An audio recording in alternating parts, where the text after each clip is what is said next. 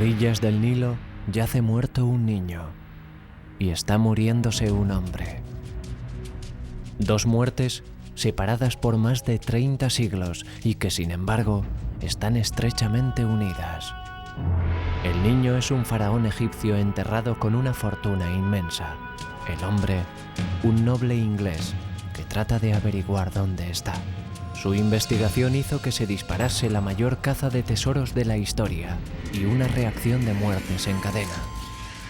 Uno a uno, aquellos que irrumpieron en la tumba del faraón fueron pereciendo. Hasta el día de hoy, las bajas siguen aumentando. La ciencia trata de descubrir a un esquivo asesino de 3000 años de antigüedad. La maldición de Tutankamón.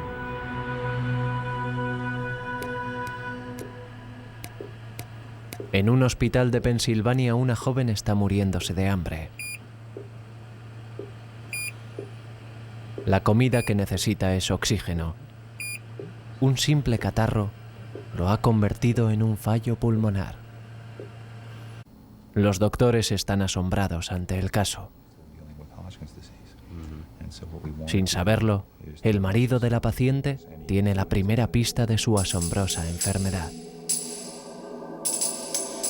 Sus orígenes están a 9.600 kilómetros de distancia, en unas tierras encantadas, con misterios muy antiguos.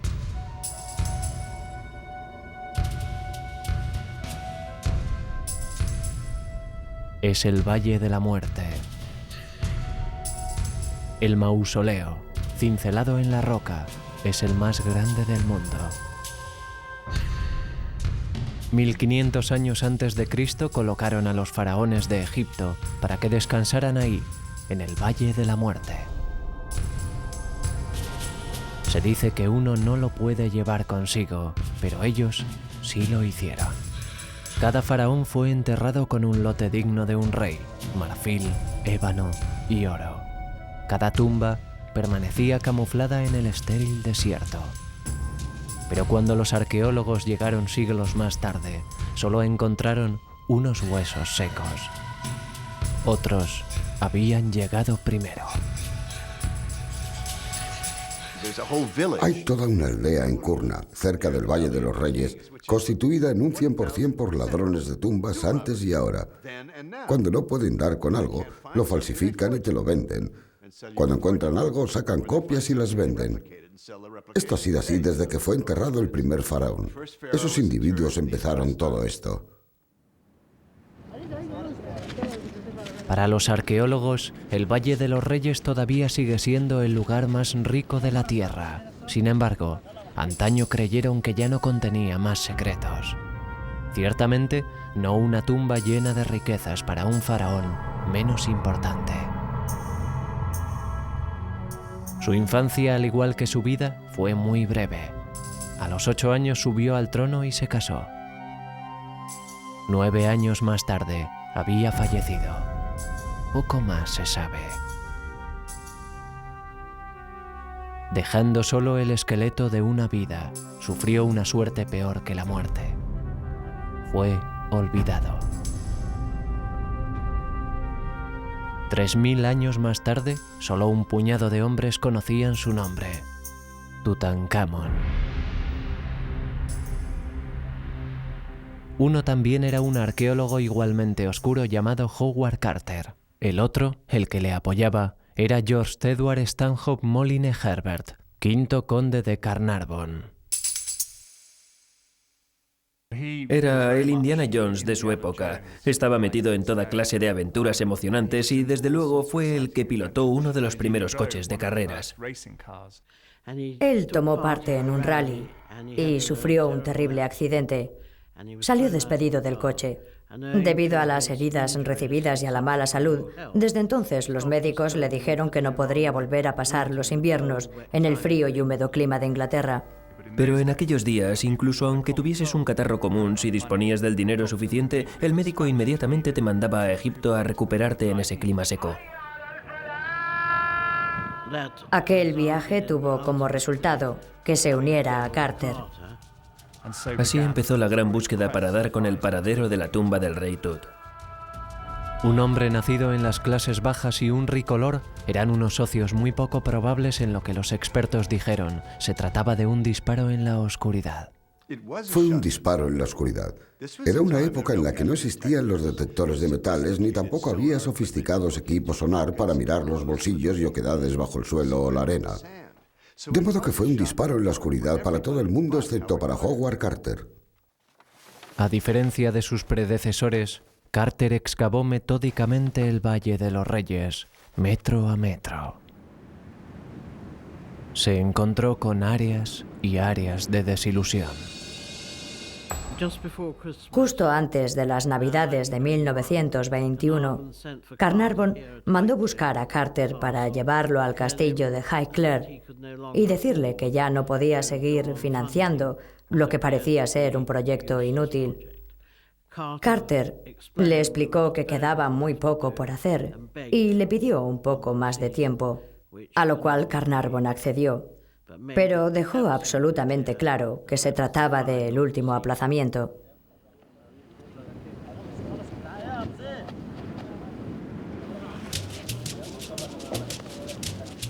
Al tercer día, los obreros descubrieron unos peldaños de piedra que conducían a una entrada oculta que estaba sellada con un antiguo sello. Era la señal de la realeza. Después de 5 años de malas noticias, Carter envió a su socio un rayo de esperanza. Carnarvon estaba tomando el té con su hija Evelyn aquí, en el hall del castillo Highclere, cuando recibió un telegrama que decía: «Creemos que hemos encontrado la entrada a una tumba magnífica, con el sello todavía intacto. Esperamos tu llegada». Mientras Carnarvon iba para allí, algo terrible le sucedió a Carter. Carter vivía solo y para tener algo de compañía compró un canario. Los niños estaban muy emocionados con aquel pajarito amarillo. Dijeron que aquel pajarito nos llevaría a la tumba. Cuando volvió para enviar el telegrama, nada más encontrar la tumba, el chico de la casa fue corriendo llevando un puñado de plumas amarillas y dijo: «Amo, he oído el ruido. Y cuando fui, la cobra se estaba comiendo al canario. Es un presagio. Esto tiene que ver con la mala suerte. Amo, no abra la tumba». Los obreros naturalmente saltaron sobre la cobra que está en la cofia que llevan todos y cada uno de los faraones. El faraón había venido y se había comido el símbolo de la esperanza. Iba a ser una época terrible. Y todo el mundo iba a sufrir cosas terribles. Carter dijo: «No seas tan tonto. Asegúrate de que la cobra no se haya quedado en casa». Al atardecer del 26 de noviembre de 1922, los obreros habían excavado un segundo pasadizo que llevaba el sello de Tutankamón. También llevaba el sello de los ladrones, un parche donde la tumba había sido rota. Parecía que Howard Carter llegaba 3000 años más tarde.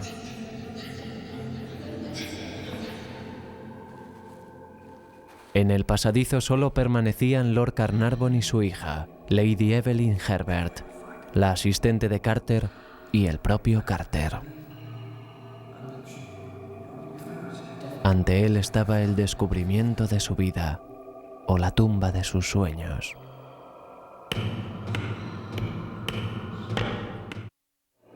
Carter se asomó en la oscuridad de la otra parte. Por fin susurró: ¿ves algo? Sí, replicó Carter. Cosas maravillosas. Toda la sala brillaba y todo lo que brillaba era oro. Carter estaba asombrado. Nunca había soñado con nada como esto.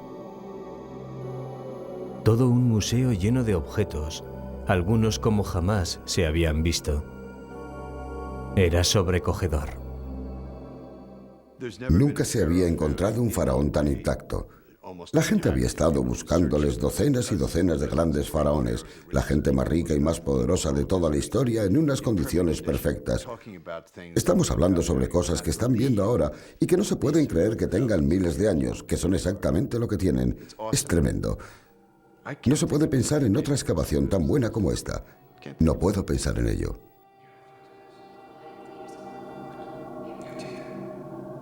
Carter dijo más tarde que miraron alrededor y después a la izquierda, pero las pruebas demostraron que aquella noche hicieron algo más que mirar. A Carter y Carnarvon no se les permitió, por su franquicia, entrar en la tumba sin que estuviese presente un oficial de antigüedades de una organización egipcia. Nunca dijeron que habían entrado. Esperaron, echaron un vistazo, vieron cosas maravillosas y se marcharon. Sellaron todo y esperaron 3 días a que el individuo viniese del Cairo para entrar con ellos. ¿Harían eso después de 10 años de una lucha extraordinaria? No. Ellos hicieron exactamente lo que ustedes y yo habríamos hecho. Entraron y pasaron toda la noche allí. La más pequeña, Lady Evelyn, era la que iba por delante. 3 hombres, una mujer y en alguna parte un niño muerto. Está oscuro. Está uno allí. Es la primera persona en miles de años en entrar en la tumba de una persona que había muerto. Debía de haber un poquito de aquel viejo misterio, del hechizo que conlleva todo eso. Luego tuvieron miedo porque estaban allí ilegalmente. Eran igual que los ladrones de los tiempos de la antigüedad. El sitio estaba totalmente destruido debido a los ladrones y había 2 tipos de ladrones que habían entrado. Había alguna indicación de que por lo menos una de las bandas de ladrones había sido apresada. Lo que suele suceder si son apresados es que les cortan la cabeza. Eso es todo.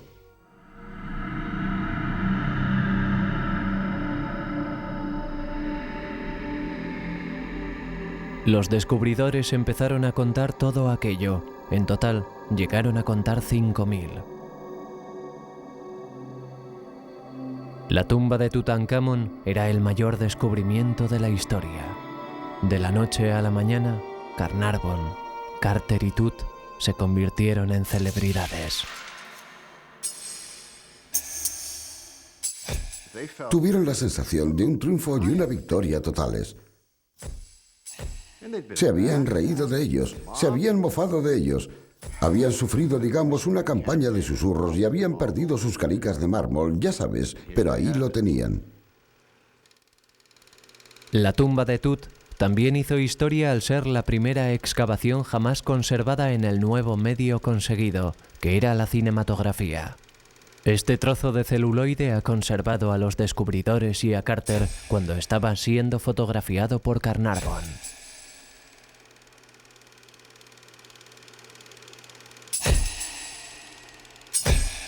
Howard Carter era una estrella. Creo que para los arqueólogos el premio personal, tal y como se puede ver, es la fama. Después de un descubrimiento importante, el público, los periódicos, los medios de comunicación, la televisión, todo el mundo irá detrás de uno. Al principio, a los arqueólogos les gusta todo eso, pero al final ya no resulta divertido. Creo que la fama es una maldición. Ebrios de éxito, los descubridores cometieron un error tremendo. La tumba de Tut se convertiría en uno de los grandes acontecimientos de la historia. Pero para recuperar los gastos, Lord Carnarvon vendió los derechos en exclusiva a un periódico. Que era el London Times. Ese era el periódico de los caballeros, de la nobleza. Cerró un trato con ellos que provocó un dolor de nunca acabar. Fue una cosa muy estúpida por su parte, pero de todas formas es lo que hizo. Carter viviría para lamentarse del error, pero Carnarvon no.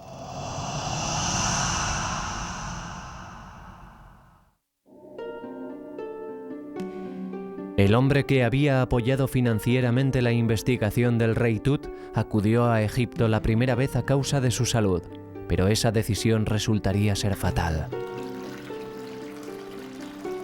Una mañana en la primavera de 1923, Lord Carnarvon se cortó en el mismo lugar donde un mosquito le había mordido 2 días antes.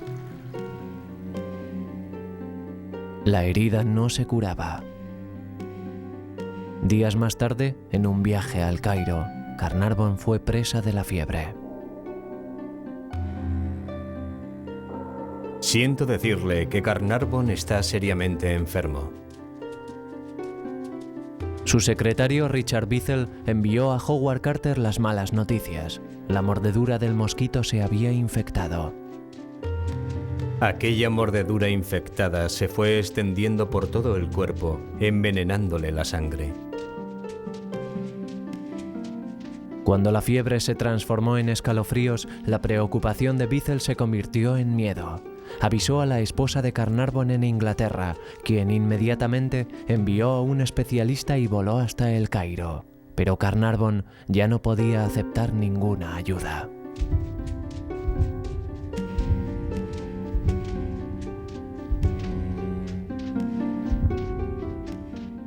En el momento en que murió, se apagaron todas las luces de El Cairo. Era una época en la que todas las instalaciones de El Cairo estaban controladas por el ejército británico y no encontraron el modo de ponerlas a funcionar de nuevo. No hallaron ninguna razón por la cual se hubieran apagado. 20 minutos más tarde, volvieron a encenderse.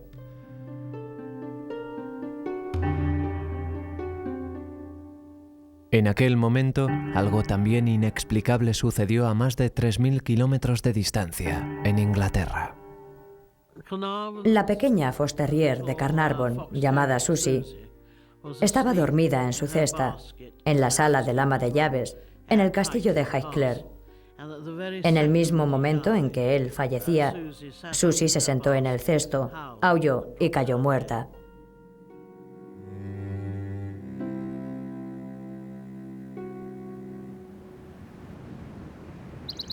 Lady Evelyn enterró a su padre en una colina que dominaba su querido Highclere. Allí también puso a descansar su aventura egipcia.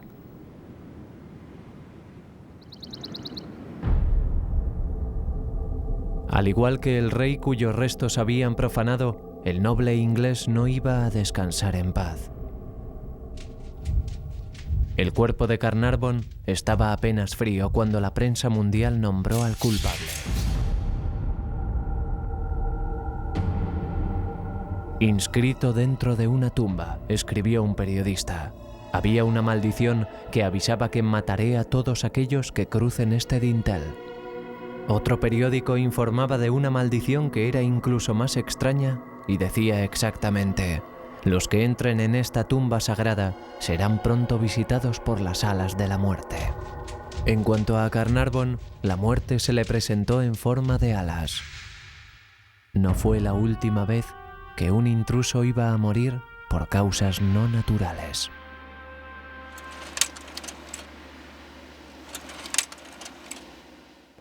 Iba a ser como nuestra luna de miel, porque cuando nos casamos no la tuvimos. Entre los visitantes de la tumba de Tut en 1995 se encontraban Gary Munson y su esposa Cheryl. En cuanto a Cheryl, una estudiante de historia del arte, era el viaje de su vida. Todo el mundo sabía que íbamos a ir allí. Tan pronto como hablaba con alguien, era lo primero que mencionaba. Las vistas le sorprendieron tanto que no se conformó solo con ver. Bajamos a las tumbas y estuvimos contemplando los azules oscuros y los rojos que están pintados allí. Entonces lentamente empezó a acercar la mano a las pinturas hasta que finalmente logró tocarlas. El guía le vio y le gritó. Ella se dio media vuelta y le contestó: mi profesor dijo que si alguna vez veníamos por aquí, había que tocar las pinturas sin importarnos lo que dijeran, porque nunca tendríamos la oportunidad de volverlo a hacer. Cuando los Munson regresaron a Pensilvania, empezaron los problemas de Cheryl. 3 semanas después de volver, comenzó a sufrir una pequeña tos de vez en cuando. Fue empeorando progresivamente hasta que al final se pasaba tosiendo la mayor parte del tiempo. Cuando Gary urgió a Cheryl para que viese a un médico, ella se negó. Ya había llenado su cupo cuando sufrió aquella agotadora batalla contra la enfermedad de Hodgkin. Se había sometido a quimioterapia, a sesiones de radiación, a todo lo que pasa a uno cuando sufre un tratamiento contra el cáncer. No quería volver donde los médicos después de todo aquello, pero tuvo que acudir. Conocí a la señora Munson cuando ya era paciente de la unidad de cuidados intensivos. En aquella época estaba en un estado gravísimo, con pérdida de peso, debilidad y dificultad en la respiración.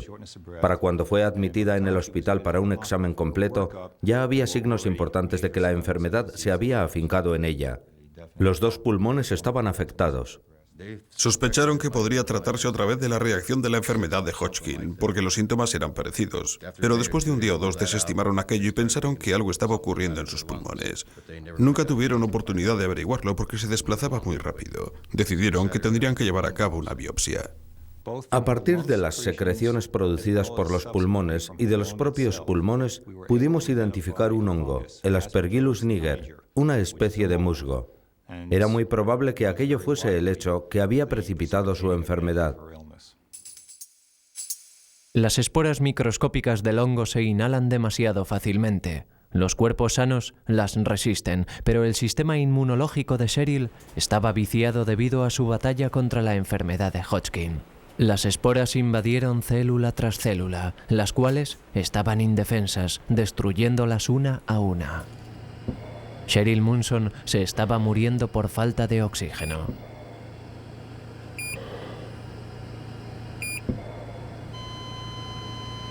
Diez días más tarde de haber sido hospitalizada, sus pulmones la abandonaron. Contaba con 38 años de edad.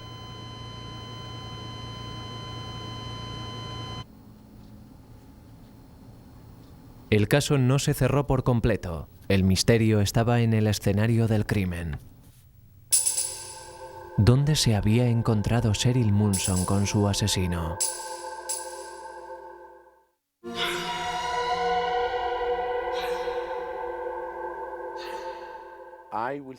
Te llevaré ahora a visitar una tumba que contenía la primera maldición que jamás haya existido.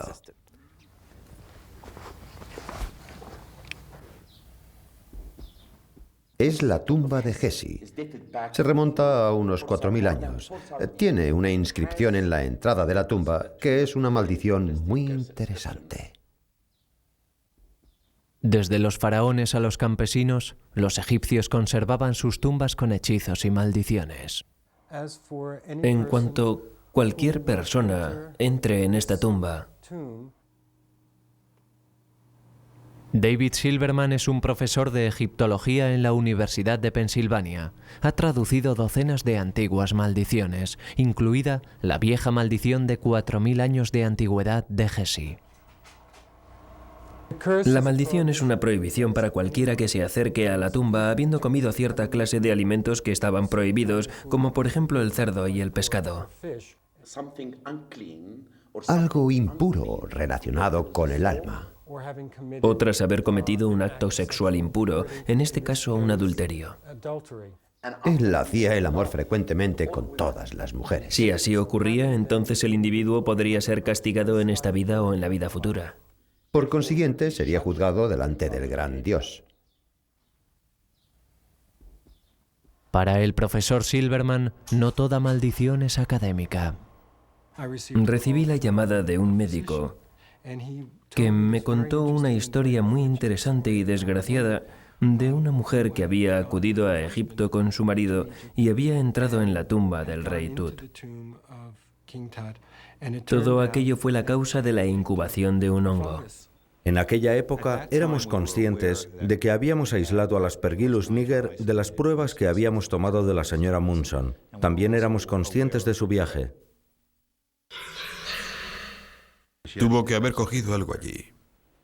Teníamos que averiguar si aquellos hongos también estaban en las tumbas que habían visitado. No podían proceder de otro lugar. De modo que llamamos al Departamento de Egiptología de la Universidad de Pensilvania. Se empezaron a preguntar si aquello tenía algo que ver con la maldición. Era muy importante para nosotros saber si aquello había sido descrito anteriormente. Sí lo había sido. En 1923, 2 hombres murieron de repente después de visitar la tumba de Tut. Lo que los médicos achacaron a la fiebre fue informado que en realidad se trataba de la maldición de Tut. Siguieron otras 2 muertes repentinas. Becky Callender, que ayudó a Carter a entrar en la tumba, y Arthur Mace, que le ayudó a recoger los contenidos. El auténtico asesino acecha en las mismas paredes de la tumba. A Howard Carter le parecía que se trataba de pintura descascarillada, hasta que lo miró más detenidamente. Los muros estaban cubiertos con unos desarrollos de hongos de color marrón, que son los gérmenes originales que probablemente fueron introducidos por el plástico o la pintura y que fueron alimentándose con la humedad encerrada en el emplaste una vez que la cámara había sido sellada. En la cálida humedad de la tumba, dicho hongo prosperó. El único ser con vida durante 3000 años.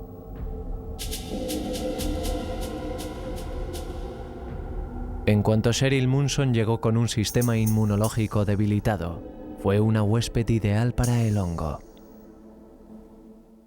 Creo que al relacionar los casos con la visita de la tumba, pudimos establecer un vínculo directo con lo que pudo haber ocurrido con los arqueólogos que la visitaron hace tiempo. Estoy convencido que por lo menos en algunos de estos casos, el Aspergillus pudo haber desempeñado fácilmente un tremendo papel importante. La ciencia ya estaba preparada para cerrar los archivos sobre Cheryl Munson, pero no sobre la maldición de Tut.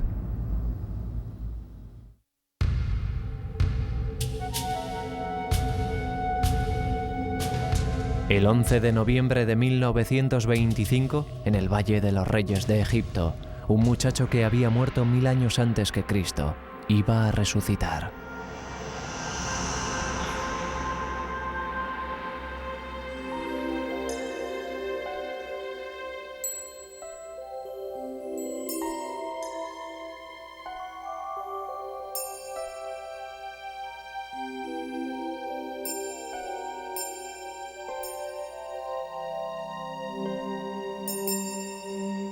Tutankamón está dentro de 3 ataúdes, uno en el interior del otro. El más interior pesaba casi 140 kilos de oro sólido.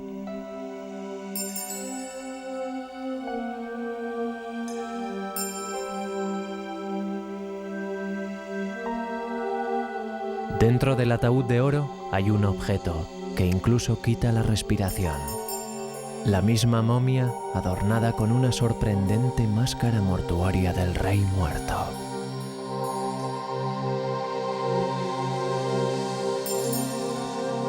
En cuanto a su parecido humano, solo un puñado de las estatuas más grandes podían ser la sombra de su brillo. La máscara de oro es uno de los objetos más hermosos de toda la historia de la humanidad, no solo de Egipto.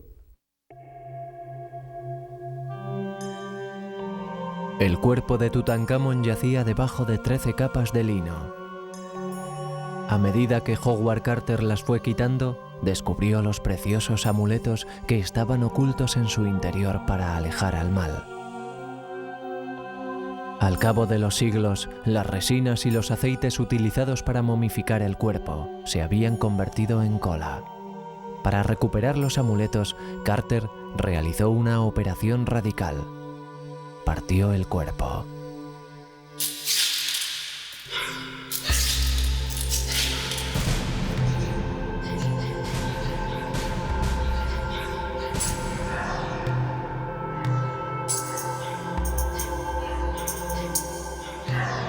El resultado de dicha autopsia fue fatal. A los 14 días, 2 de los participantes murieron repentinamente. En 1927, 6 hombres habían muerto de una causa aparentemente única: la maldición de la momia.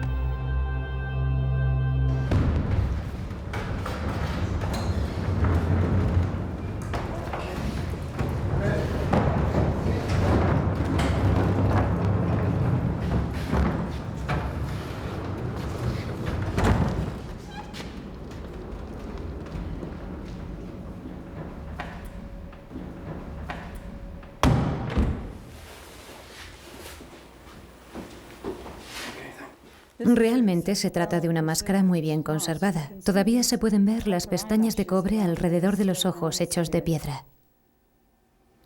La doctora Rosalie David es la reina de las momias. Como encargada de egiptología de la Universidad de Manchester en Inglaterra, ha realizado la autopsia a 35 momias, más que cualquier otra persona. También ha sido la pionera en hacerlo de una forma sin llegar a destruirlas. Aquí tenemos una momia de una anciana. Utilizando los rayos X y endoscopios, vamos atravesando los agujeros que existen en el organismo y cogemos muestras de los tejidos, pudiendo utilizarlas para la identificación del ADN.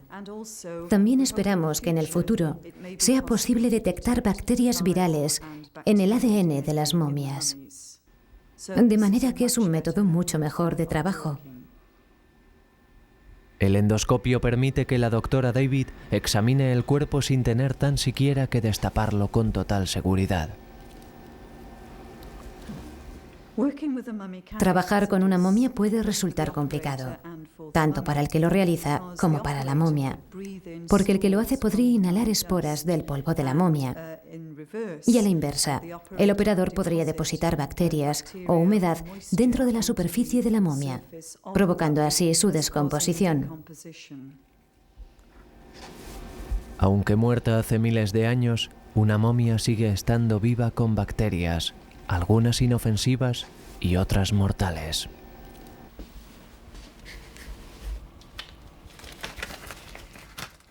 Cuando trabajamos con las momias llevamos una ropa protectora y eso nos protege de las esporas de los hongos. Rosalie David sabe de la auténtica suerte de aquellos que profanaron los huesos de Tutankamón.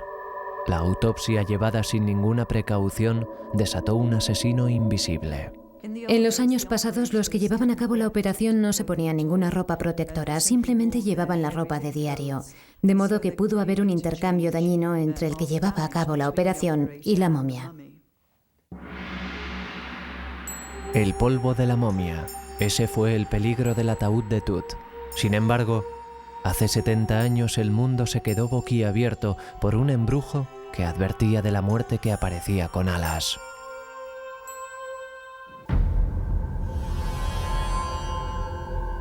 La primera víctima de la maldición de Tut, el rico Lord Carnarvon, legó a sus herederos un caso de miedo.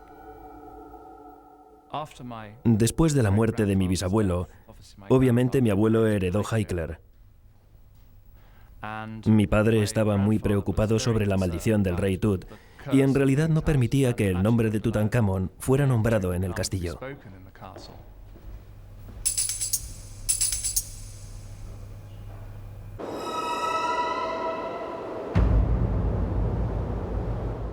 El castillo de Highclere en una noche fría de invierno y de viento puede resultar bastante espantoso, y si le añades a todo eso la supuesta maldición de un faraón, entonces uno puede resultar bastante alucinado.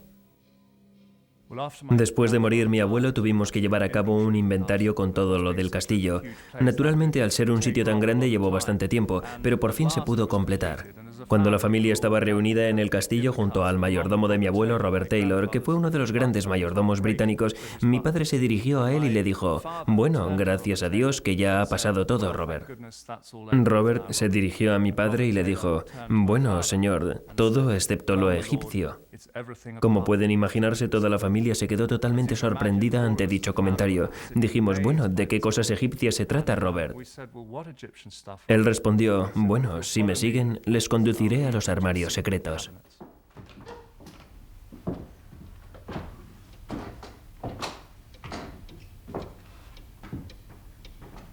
El gobierno egipcio mantuvo la pista sobre todos los objetos encontrados en la tumba de Tut. Sin embargo, 17 lograron salir de alguna manera. Para Carter y Carnarvon fue irresistible el atractivo del tesoro. Serían muy pocos los que no hubieran hecho lo mismo en su lugar.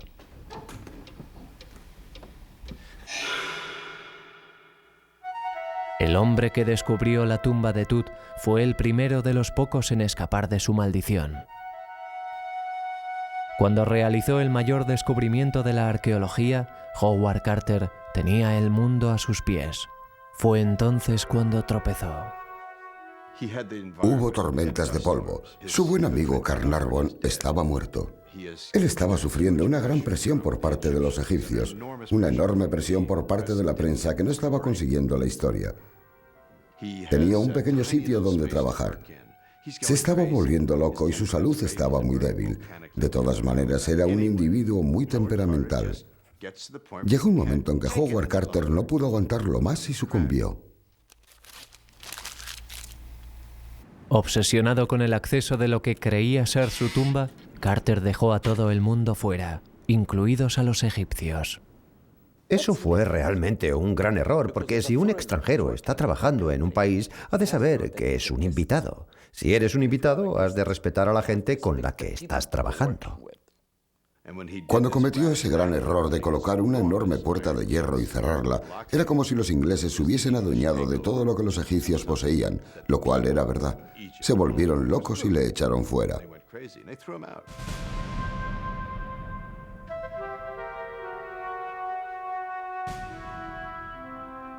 Después de un año de exilio, a Carter se le permitió volver a un precio increíble.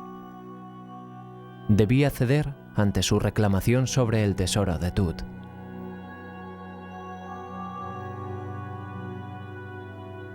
La suerte le permitió vivir día tras día con el tesoro que descubrió, pero que nunca podría poseer. Quizá se trataba de la última maldición. Carter se pasó la década siguiente en el Valle de los Reyes, catalogando las 5.000 piezas maravillosas de Tut.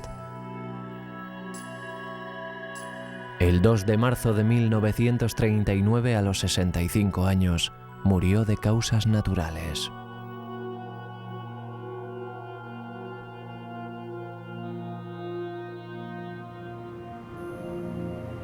Al igual que la tumba de Tutankamón, la tumba de Carter está guardada por alas.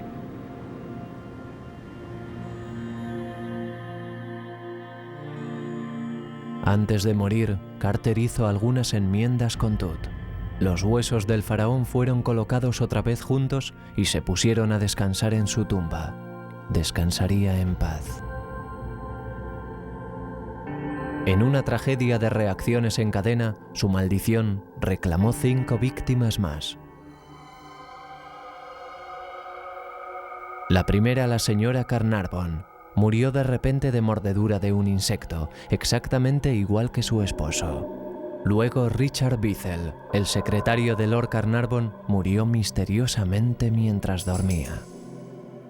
3 meses después, el padre de Bethel, Lord Westbury, saltó desde un 7º piso para estrellarse contra el suelo. Dejó una nota culpando de la muerte de su hijo a la maldición de Tut. De camino al cementerio, el caballo de Lord Westbury golpeó a un niño de 8 años de edad. En el mismo momento en que murió el niño, también fallecía un empleado del Museo Británico, cuyo campo era la egiptología. Durante 3 décadas dicha maldición estuvo dormida, hasta que los restos de Tut fueron profanados por última vez.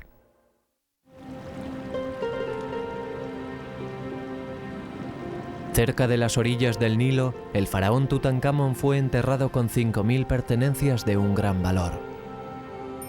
Sus tesoros reales tenían la intención de acompañarle en su viaje a la vida del más allá. Pero en vez de hacerlo así, dieron un giro. En los años 70, Egipto respondió a una demanda popular y envió docenas de reliquias de Tut en una gira mundial. El director de antigüedades de Egipto soñaba con que moriría si los tesoros salían del país. 3 meses más tarde, murió en un accidente de coche, la víctima 25 de la maldición de Tut. El mismo día en que la máscara de Tut fue empaquetada para Londres, un oficial egipcio que se rió de la maldición murió de un ataque al corazón. Entre los visitantes que fueron a ver el tesoro cuando llegó a Londres, estaba la primera persona en entrar en la tumba de Tut, la señora Evelyn Herbert. Mi madre nunca había visto el sarcófago, porque al final no habían alcanzado aquella cámara particular antes de que muriese su padre. En la época en la que se realizó la exposición en Londres, la televisión y la radio solían llamar a mi madre y decirle: «Cuéntenos algo sobre la maldición». Ella se reía y contestaba: «Bueno, yo todavía estoy viva. Tengo 70 años y no creo en ella».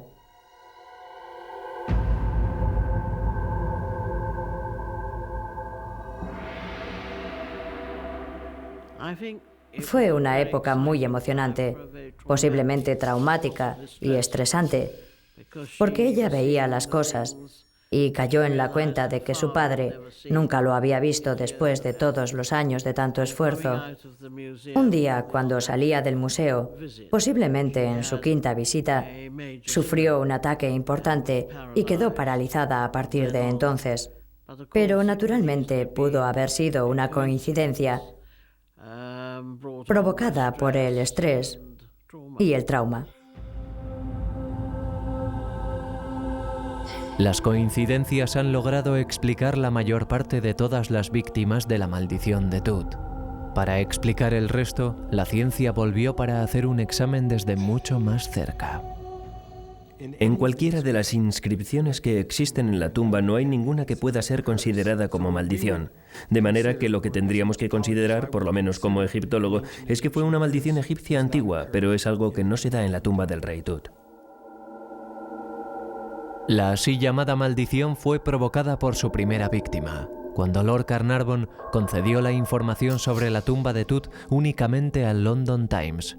Los entonces periódicos rivales se sintieron francamente ofendidos. A la muerte de Carnarvon empezaron a imprimir rumores sobre la maldición. Incluso los acontecimientos extraños que ocurrieron cuando murió pueden ser explicados. Todas las luces se apagaron cuando murió Carnarvon. Las luces del Cairo se apagan a cada momento. Todo ese asunto se entremezcló y fue como ocurre hoy en día, una serie increíble de medias verdades, algunas verdades y mentiras. Se fueron creando y fue estupendo. Un asunto con mucha fuerza, todavía sigue siéndolo. Cuando la tumba de Tut fue visitada por su nieta con cierta falta de sentido, incluso ella se lo pensó 2 veces. Después del ataque, me habían advertido que tenía el corazón en mal estado. Vi todos aquellos peldaños, colina abajo, e incluso vi que la gente joven subía aquellos peldaños con dificultad, casi ahogándose. Tuve la sensación de que la discreción era la mejor parte del valor y no quise más titulares en los periódicos que dijesen: «El rey Tut mata de nuevo». El hijo de Lord Carnarvon habló de que no creía en la maldición, pero dijo que realmente no había manera de explicar muchas cosas que habían sucedido.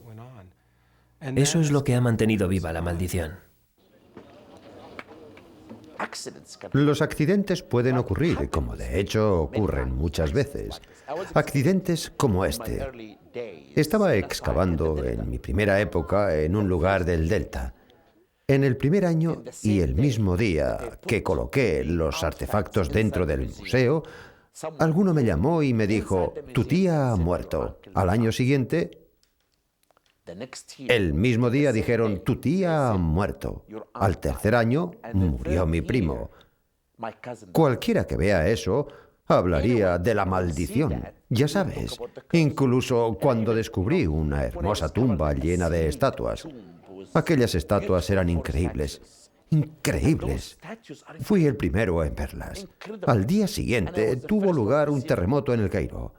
Al tercer día sufrí un ataque al corazón. Los periodistas lo dieron por hecho y empezaron a hablar de la maldición.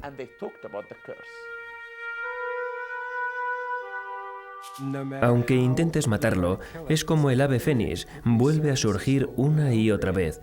Pero una vez más, a pesar de que oigamos hablar de ello, no existe el monstruo del lago Ness, ni tampoco hay ovnis que funcionen por medios lógicos.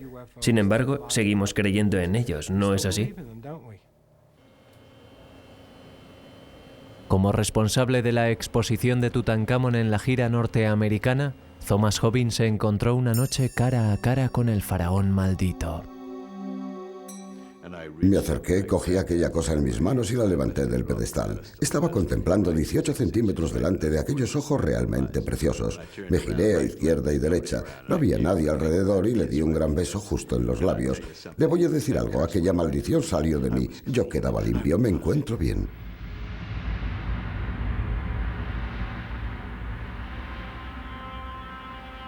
El tesoro de Tut reside hoy en día en el Museo de El Cairo, donde millones de personas lo han contemplado con respeto. El museo también es la humilde tumba de dinastías de faraones, pero Tutankamón todavía sigue descansando en el Valle de los Reyes. Uno de los faraones más oscuros es hoy en día el más famoso. Los antiguos egipcios acudían a sus tumbas con una creencia imperecedera: di mi nombre y viviré. Tutankamón, el nombre familiar, tiene ahora lo que más quería: la inmortalidad.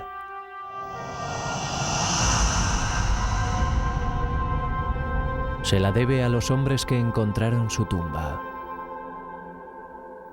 También le dejaron la clase de protección por la que otros faraones hubieran matado. Una maldición que hace andar con paso ligero incluso a los escépticos.